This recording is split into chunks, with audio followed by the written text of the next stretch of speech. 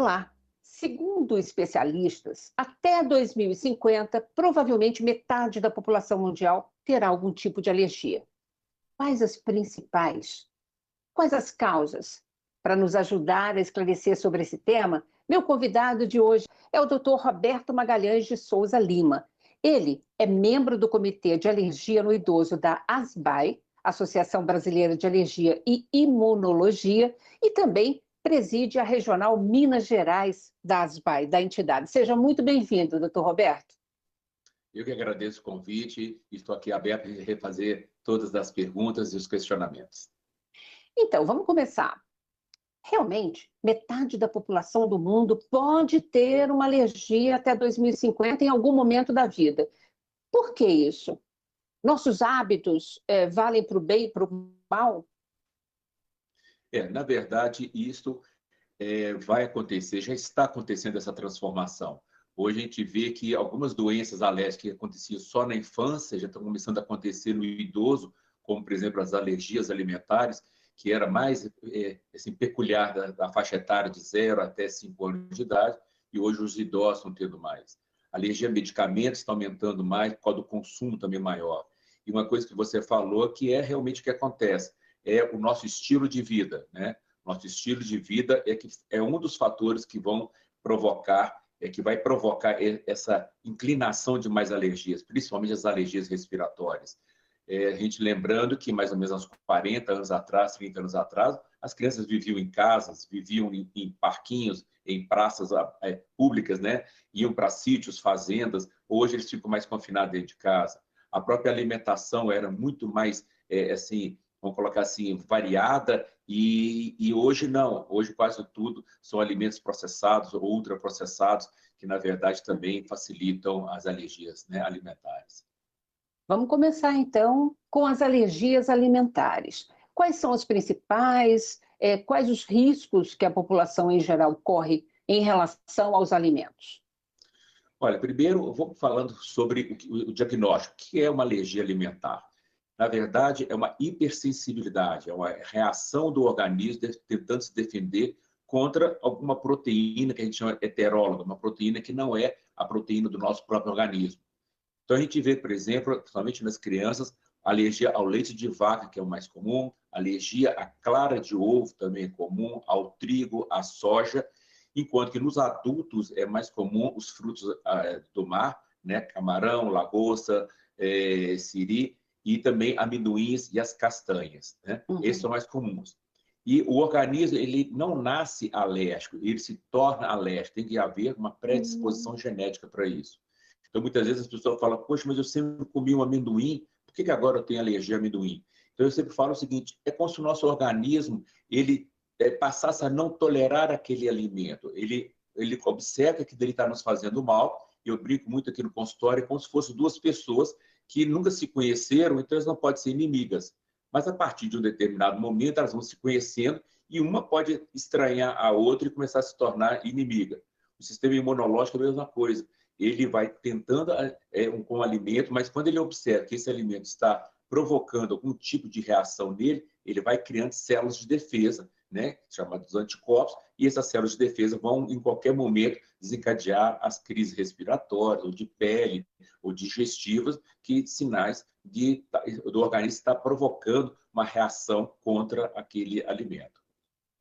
O senhor citou a história do camarão e a gente teve várias perguntas em relação a isso.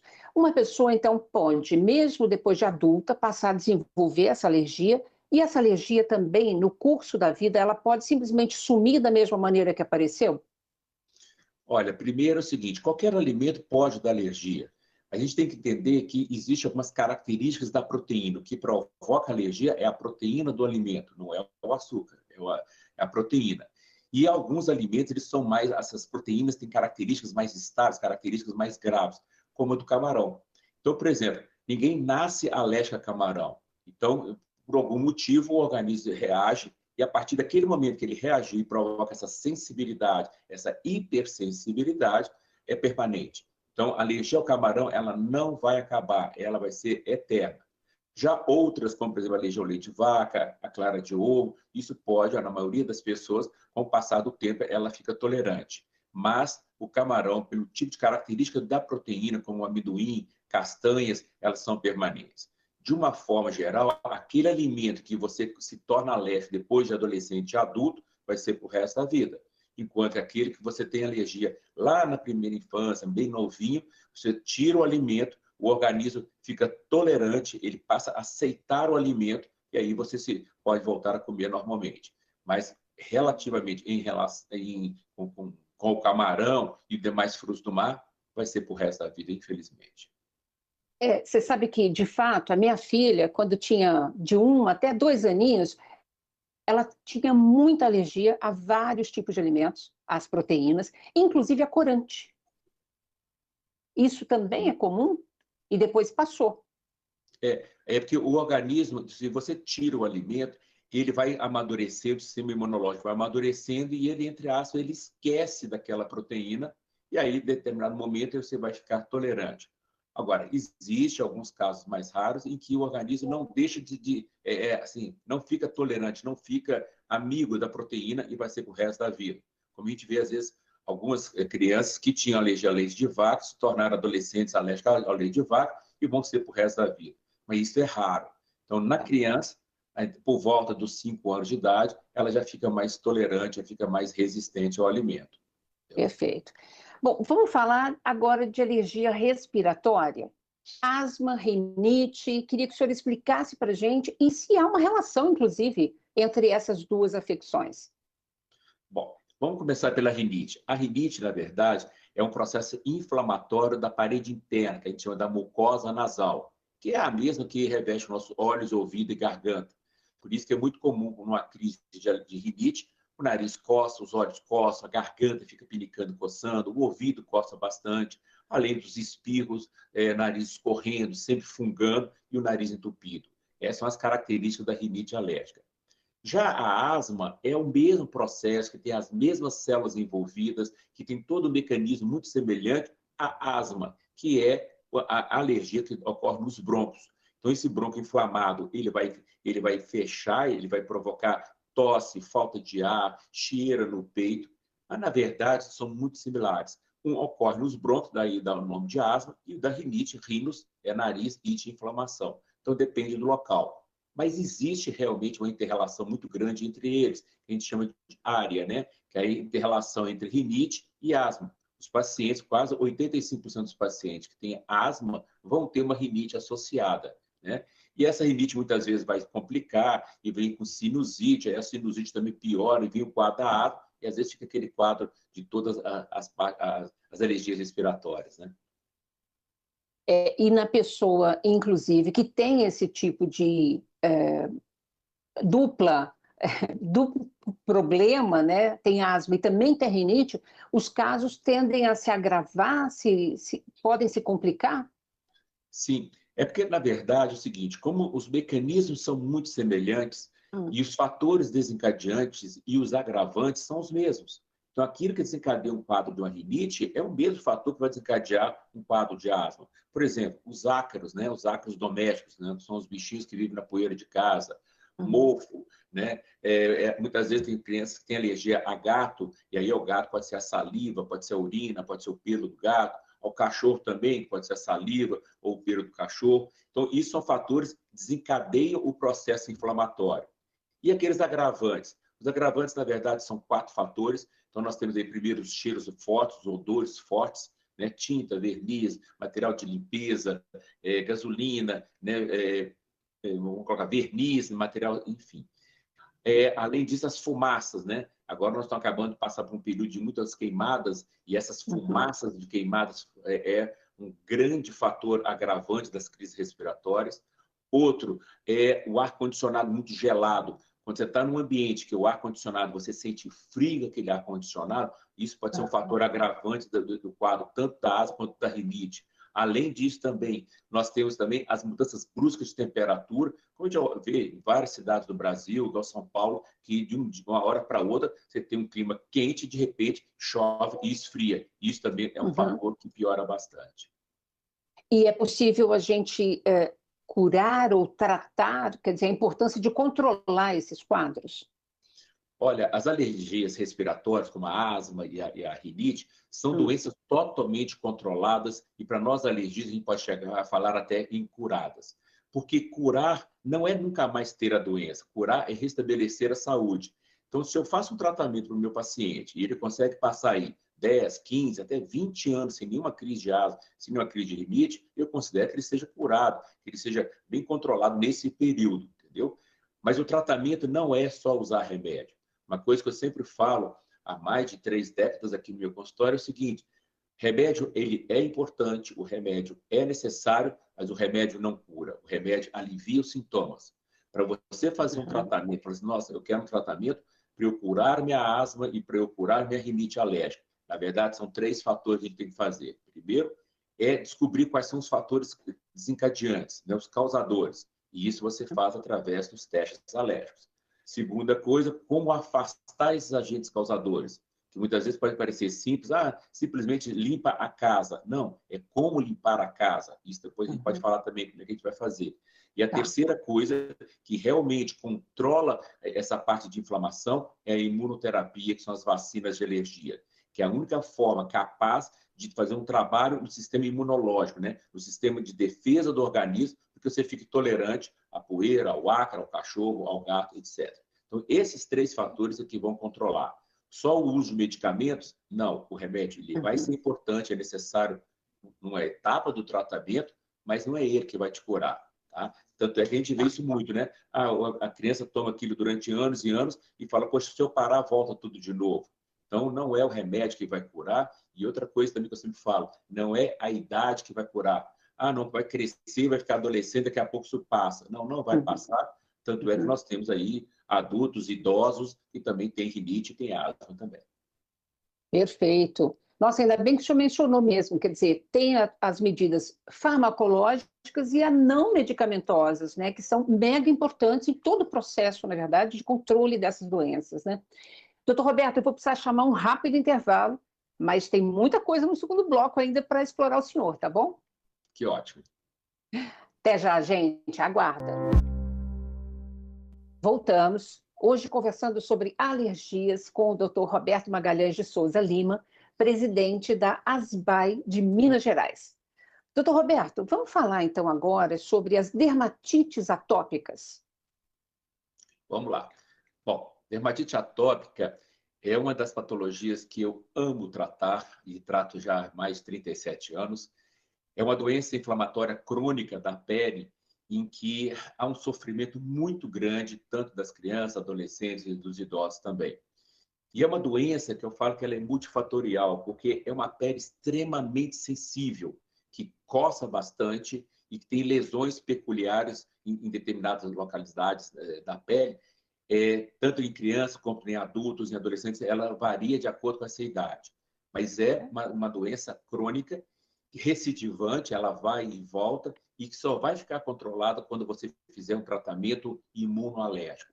A dermatite atópica ela é uma doença de pele, mas é uma doença imunoalérgica, ou seja, tem que ser tratada e acompanhada por um alergologista e imunologista. Por quê? Por causa dos fatores que desencadeiam a crise. Na verdade, a dermatite atópica existe 3 fatores que são genéticos, são permanentes. Primeiro, a pele atópica é uma pele, a estrutura que a gente chama de barreira epidérmica, da barreira cutânea, ela já vem danificada de fábrica. Ao invés dela ser toda fechadinha, com uma parede, né, toda fechada, ela é aberta. Então, ela mais aberta, ela facilita uma pele desidratar, perder líquido, né, perder água, favorece penetração de alérgenos como poeira, ácaros, como também alimentos, né, proteínas de clara de ovo, de leite, mas também de vírus, de bactérias. Então, tem defeitos nessa barreira. Ponto número 2, há um estímulo muito grande de células inflamatórias quando algum micro-organismo entra nessa pele e ativando essas células inflamatórias, leva a coceira, e essa coceira, às vezes, chega a ser uma coceira insuportável, leva também essas lesões, leva as infecções na pele, dá muita ferida, dá muita bolhas na pele, entendeu? E se não tiver um tratamento rigoroso, só vai piorando não só a parte cutânea, a parte clínica, mas principalmente uma coisa que a gente tem dado muito valor é a parte emocional desse paciente, né? Imagina você, a gente pega aqui pacientes com dermatite atópica grave, e são moças de 16, 17 anos de idade, que nunca colocaram uma bermuda, que nunca colocaram um biquíni, um maiô, de tanta lesão na pele, que tão envergonhadas que elas ficam. Então, isso leva realmente a um comprometimento de depressão, de ansiedade, né? Eu vejo, pra você ter uma ideia, Helena, eu vejo crianças com 8, 9 anos de idade falando em suicídio. Então, para mim, Uau! isso é uma coisa assim, muito difícil. Imagina, eu já há tantos anos na medicina, ver uma criança de 8, 9 anos, como já tiveram vários aqui no consultório, de chegar e falar comigo, tio, eu quero morrer, eu quero suicidar. Quer dizer, e isso por quê? Porque são crianças que coçam a noite inteira. Só para você ter uma ideia da gravidade, das 7 dias da semana, eles coçam 5 dias ou mais. Das 24 Nossa! horas do dia, eles coçam mais de 18 horas. Mas eu estou falando coceira, é uma coceira insuportável, ela não melhora com o ato de coçar.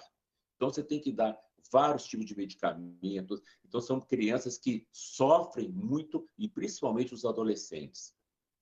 Uau! Não sabia que era tão severa assim. Inclusive, doutor Roberto, na pessoa idosa, isso também pode ocorrer assim, dessa maneira exuberante? Você sabe que essa é uma das coisas dessas modificações que a gente tem visto na alergia. Uhum. Antes era, vamos colocar 99% na criança, depois chegava até a fase adolescente e ia melhorando. Agora, a gente vê pacientes que tiveram na infância e passaram a voltar a ter já depois dos 40, 45 anos de idade, e tem o idoso, né, aquele que começou a ter a dermatite atópica por volta de 60 anos. E aí é difícil, porque o diagnóstico já é uma pele toda machucada, é uma pele desidratada, é uma pele que tomou sol a vida inteira, é uma pele que foi muito, entre aspas, maltratada. E aí o diagnóstico fica difícil, né? E muitas vezes esses pacientes se tornam graves e isso é para o resto da vida. E isso dificulta, porque são medicamentos mais fortes que você tem que usar, são outros grupos de medicamentos, e a gente tem que tomar cuidado, porque é um idoso, o metabolismo dele é diferente, né? O fígado já não funciona tão bem, os rins já não funcionam tão bem. Então, é um outro tipo de abordagem, é um outro tipo de tratamento que a gente faz. Se o senhor puder nos explicar também, assim, a dermatite atópica, ela tem lugares no corpo que ela tem predileção e em termos de tratamento, quer dizer, esses casos mais severos, eles não são a maioria, mas é possível tratar e controlar? A localização depende muito da idade do paciente. Então, as crianças começam lá, ainda bebezinhos, 6, 7 meses de idade, começam a ter as lesões em bochechas. Tá? Depois, eles vão crescendo, passa a dar nas dobras dos bracinhos, atrás do joelho, no pescoço, nas linhas axilares, e depois vai crescendo e pode tomar o corpo todo. As formas graves, graças a Deus, são raras, mas é um raro que está cada vez aumentando mais. Tá? E, normalmente, eu sempre falo, o raro, mas ele torna-se frequente no sentido que tudo começa na forma leve e muitas vezes não é valorizado, aí vai a forma moderada, moderada Uhum. grave e gravíssima. Ninguém nasce com a forma gravíssima, isso é muito raro de acontecer. Mas o Tá. bebezinho já pode ter a forma grave se nos primeiros meses, nos primeiros dias, ele já não for tratado. E o que Uhum. pode desencadear todo esse processo? Alergia alimentar pode desencadear um quadro de dermatite atópica. Então, alergia clara de ovo, por exemplo, a gente vê demais com coisa. Então, aqueles pacientes que têm uma dermatite que não está resolvendo com nada, tem que ser avaliado uma alergia alimentar. As Uhum. alergias aos aeroalérgenos, né, como os ácaros, como cachorro, gato, isso também pode desencadear. Né?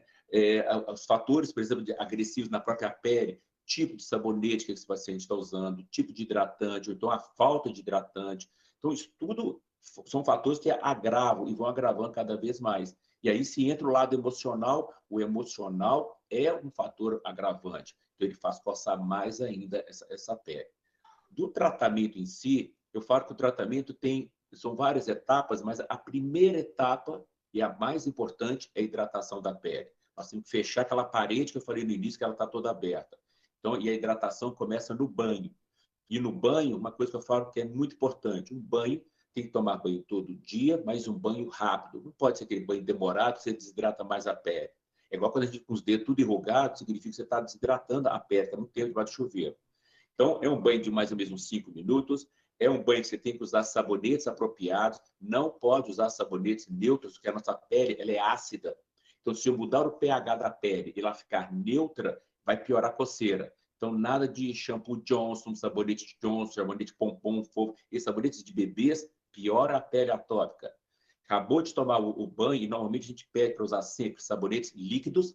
E hoje já tem uma classe de sabonetes chamada de Sindex, que são sabonetes sintéticos para a pele atópica, em que você lava 40 vezes mais que um sabonete comum e para a pele é como se estivesse usando somente água. Tá? Então, são fantásticos e isso encontra em qualquer farmácia. Então, é uma classe, tá? Aí tem vários assim, modelos que você pode usar. Depois que acabou de tomar banho, secou a pele, você tem até 2 minutos para usar o hidratante. Então, tem que usar o hidratante e a gente tem que convencer os pais, convencer principalmente os adolescentes, que tem que usar hidratante todos os dias da sua vida até você morrer. Por quê? Porque você nunca vai ter uma boa hidratação espontânea. Você tem que hidratar essa pele. E tem hidratantes específicos para a pele atópica, aí o médico vai ver qual que é o melhor para a sua pele. Tá? Depois disso, isso é o básico. Aí vai entrar aí os medicamentos que vão melhorar se tiver com feridas na pele, que são os corticoides tópicos. E hoje existem vários outros medicamentos que você vai melhorar o prurido, né, a coceira, e assim vai. E hoje, o milagre da medicina são os medicamentos que, de 6 anos para cá, modificaram a vida do atópico, são chamados anticorpos monoclonais, né? Que o mais que está sendo usado é o Dupilumab, esse é o nome da substância, é um milagre, e isso já foi liberado a partir de crianças de 6 meses de idade, então começou com crianças acima de jovens, acima de 18 anos, depois 12 para cima, de 6 foram abaixando, agora chegaram em 6 meses, foram aprovados inclusive nos Estados Unidos, na Europa e aqui no Brasil também. É um verdadeiro milagre. E por que ele é um verdadeiro milagre? Porque ele não é antialérgico, ele não é corticoide, ele não é medicamento específico para coceira. Ele age na célula-alvo. Ele vai lá nas células inflamatórias dessa parede cutânea e bloqueia elas. Bloqueando, para de coçar, para de ter lesão. Então, são fantásticos. São medicamentos que não tem, até o momento, eu já estou com mais de 400 pacientes usando, são medicamentos que não têm efeitos colaterais, não tem preciso ficar fazendo medicamento, exames antes de fazer o uso deles. E vai ser um medicamento, realmente, apesar de ser medicamentos caros, você tem que ir através do plano de saúde ou através de processos judiciais, mas realmente é um fator que é um medicamento que mudou a história da doença, né? Hoje são pacientes que totalmente controlados e volta a pele a ter uma aparência como se nunca tivesse tido lesão nenhuma. Uau, que boa notícia! Ainda bem que a medicina evolui, que a ciência evolui, né? Nós estamos caminhando meio para o final do programa, então eu queria voltar na questão da alergia alimentar, saber se é preciso, por exemplo, uma pessoa que tem uma alergia mais grave andar com antialérgico na bolsa. E a segunda questão, que o senhor mencionou lá no primeiro bloco, como é que limpa a casa para uma pessoa que tem alergia? Bom, sendo bem breve, é o seguinte: não adianta, quem tem alergia a um determinado alimento, vamos colocar como camarão, não adianta você tomar um antialérgico antes e vai lá e come o camarão. Isso porque o nosso sistema de defesa ele é muito sábio. Se você tenta enrolar ele, ele vai produzir mais células alérgicas na próxima ingesta. Então, às vezes, em determinado momento, você consegue tomar um antialérgico com o camarão, mas tenha certeza que na próxima o remédio não vai fazer efeito. Alguns pacientes, às vezes, têm que andar com adrenalina, essas canetas de adrenalina. Por quê? Porque, às vezes, são ingestas acidentais. Você pode inalar também. Porque quem tem alergia ao camarão, só dele entrar, às vezes, no supermercado, entrar em algum local, e um restaurante mesmo, e tiver muita proteína do camarão de suspensão no ar, porque ela é muito leve, 80% dela é água, então aquele cheiro do camarão pode provocar uma anafilaxia e ele tem que ter adrenalina auto-aplicável. Então, o paciente recebe um plano de ação, a gente faz isso com ele, treina o paciente, ele tem sua canetinha, aonde ele compra, tudo a gente treina ele, e ele começou a passar mal, ele já injeta, ou se é uma criança, os pais injetam. Tá? Bom, com relação a outra pergunta, qual foi mesmo? Em relação à limpeza da casa. Limpeza, ótimo. Isso é um fator que é um diferencial para quem tem asma e rinite. É impossível você controlar uma asma e rinite se a gente fizer um bom controle ambiental. E tem os 5 situações que a gente tem que fazer. Primeiro, é lutar contra o ácaro. Então, você faz o teste alérgico e descobre, eu tenho alergia ao ácaro. Ok. Então, a limpeza começa no quarto de dormir. Você tem que limpar esse colchão, aspirando esse colchão regularmente. Você tem que usar as capas específicas contra os ácaros, tanto no colchão quanto no travesseiro. São capas especiais de um tecido específico. A vassoura, tem que abolir vassoura, somente passar pano úmido, porque a vassoura, quando você varre, você levanta essa poeira cheia de ácaro e fica 12 horas no ar. Então, você varreu a casa 9 horas da manhã, até 9 horas da noite, está tudo em suspensão, você está respirando aquele ácaro. Outra coisa, tirar os locais onde acumula muita poeira, cortinas, tirar os tapetes, os bichinhos de pelúcia, né? Isso tudo faz uma diferença. E outra coisa, passar o pano úmido no quarto tem que ser diariamente. E uma vez por semana, uma faxina um pouco mais caprichada, e uma vez por mês é o faxinão. O faxinão, ele vai guardar roupas, gavetas, limpar tudo aquilo que vai acumulando a poeira. Então, são cuidados simples, mas são cuidados bastante eficazes. E um detalhe, somente casos que têm adolescentes, deixar a casa aberta, em casa tem que entrar sol. Às vezes o adolescente fecha a janela, fecha tudo para ficar mexendo no computador, e isso piora muito mais. Então, aquela calça que está jogada debaixo da cama, aquele tênis que está jogado lá no chão, juntando poeira, juntando mofo, também tem que estar retirado daquilo. Tem que ser um quarto clean, um quarto limpo para ele. E o último detalhe, não pode ter cachorro e gatos em cima da cama, em cima das poltronas, dentro do quarto de dormir. Quer ter cachorro e gato? Ok, mas nós temos que limitar o espaço deles. Nós não dormimos na casinha do cachorro e o cachorro não pode dormir dentro da nossa casinha. Esse é um fator que eu falo que é muito importante. Uau! Agradeço imensamente. Que orientações fantásticas que o senhor pôde nos dar hoje aqui no programa. Muito obrigada pela sua participação, doutor Roberto. Eu que agradeço a oportunidade. Se precisar, estamos sempre às ordens. Ai, que bom. Obrigada a vocês também que nos acompanham por aqui. Continuem nos seguindo no canal no YouTube, nas redes sociais. Rede Câmara São Paulo, sua conexão com a política da cidade. Muito obrigada. Beijos. Até a próxima.